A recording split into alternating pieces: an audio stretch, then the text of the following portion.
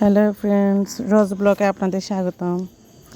আজকে আমরা বানাবো ভাতের চালের বিরিয়ানি। অনেকে পোলাও চাল দিয়ে খাইছেন বা বাসমতি চাল দিয়ে খাইছেন। আজকে দেখেন ভাতের চালের বিরিয়ানিটা খেয়ে দেখেন কেমন লাগে। তার সাথে যদি লেবু আসা হয় কথাই নাই। খিচুড়ির মতো না, একটু জোড়া জোড়া হয়, ঠান্ডা হলে ভালোই লাগে। প্রথমে খড়ের মধ্যে আমরা মাংসগুলো ভালো মতো হালকা ব্রাউন কালারে ভেজে নিব।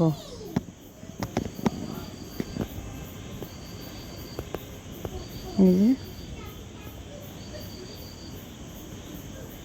এই পাশটা উল্টে দিই।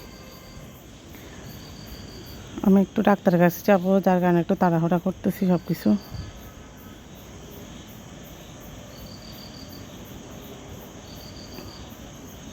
ভালো মতো বাজানো হয়ে গেলে এবার সবগুলো মাংস তুলে নিব। ওই তেলের মধ্যে আবার আলুগুলো একটু হালকা করে ভেজে নিব। আমি লবণ মেখে দিয়ে দিলাম, এবার একটু করে হলুদ ছিটিয়ে দিব। লবণটা দেওয়াই আছে। এপাশ ওপাশ ভালো করে নেড়ে চেড়ে এগুলোরও ভেজে নিব।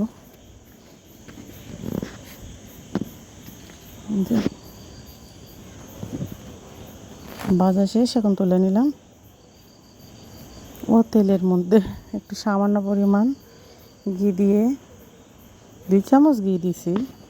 তারপর পেঁয়াজ কুচিগুলোর একটু ব্রাউন কালার করে এপাশ ওপাশ নেড়ে চেড়ে ভালো মতো করে ব্রাউন কালার করে নিব।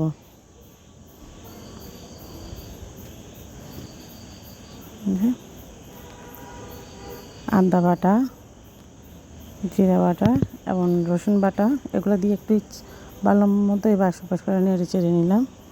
তার সাথে 2টা তেজপাতাও ছিঁড়ে দিছি।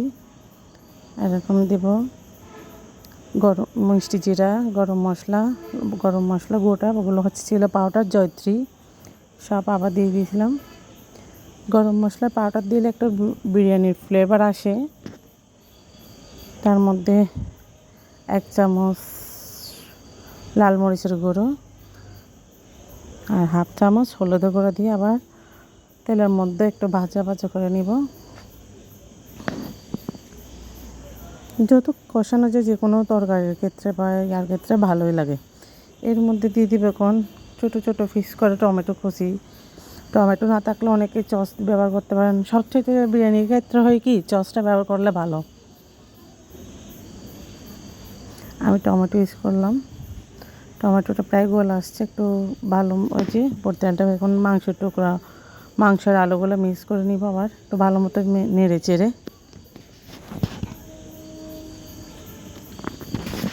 এর মধ্যে দেখেন ভাতের চালগুলো যেটা দিয়ে আমরা পিঠা বানাই খাই, ওটা যে হালকা পানি দিয়ে ভালো মতো কষাইতে নিচ্ছি। যত কষান তত ভালো। এই যে একটু করে লবণ ছিটিয়ে দিলাম, কারণ মুরগির মাংস যখন বাজাচ্ছিলাম তখন লবণ দিছি, আলুতেও লবণ দিছি। লবণটা পরিমাণ মতো। এর মধ্যে 8-10টা কিশমিশ দিয়ে দিলাম। তারপর আবার নাড়াচাড়া করে একটু সিদ্ধ করে নিচ্ছি।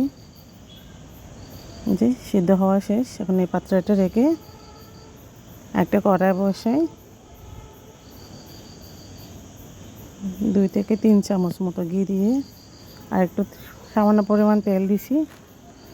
পেঁয়াজগুলোর ইচ্ছা মতো ব্রাউন কালার করে নিন। নাড়াচাড়া যত করবেন তত ভালো।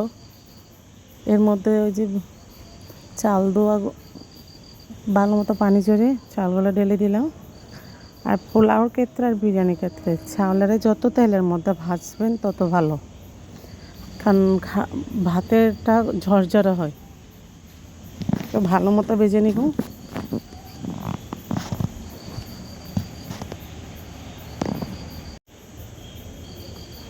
এখন জোরে করে ভেজে নিছি। একদম শুকনো হয়ে আসছে, যেটা গায়ে পানি ছিল সেটা টেনে গেছে। এখন এর মধ্যে অ্যাড করলাম আমরা গরম পানি দিয়ে একটু ভালো মতো নেড়েচেড়ে পেঁয়াজগুলো ব্রাউন কালার হয়েছে দেখতে পাচ্ছেন। তার মতো সামান্য পরিমাণ লবণ দিলাম, স্বাদ একটা পরিমাণ মতো, কারণ আমরা এর আগে তরকারি আলু আর আলুর মধ্যে দিয়ে দিয়েছি। আর কাঁচামরিচ 2 ভাঙা করে দিলাম। এর মধ্যে দিলে হয় কি কাঁচামরিচের ফ্লেভারটাও পাওয়া যায়, জালটাও কম হয়। যদি কারো জাল খেতে ভালো লাগে তারা মরিচটা বাড়িয়ে দিবেন, বা মরিচটা একটু খাওয়ার সময় মেখে খেয়ে ফেলবেন। এই যে 80% মতো ভালো মতো সিদ্ধ করে নেবেন। সিদ্ধ হয়ে গেলে এর মধ্যে যে মাংসটা রান্না করা হয়েছে ওটা ঢেলে দিবেন। তারপর ভালো মতো নেড়ে চেড়ে, আমি কিন্তু আগে এখানে কখনো আবার দিই না, বিরিয়ানি মশলা দিই নাই। কারণ এই পর্যায়ে যদি বিরিয়ানি মশলাটা দেন তাহলে খেতেও ভালো লাগে, ফ্লেভারটাও ভালো আসে। বিরিয়ানি মশলা দেওয়ার পর আবার অতিরিক্ত মশলা দিই না বিরিয়ানির। আমি একটা মশলা দিয়ে প্রায় দেখা যায় বাচ্চারা যেহেতু সবসময় বায়না করে 2বার করে রান্না করি।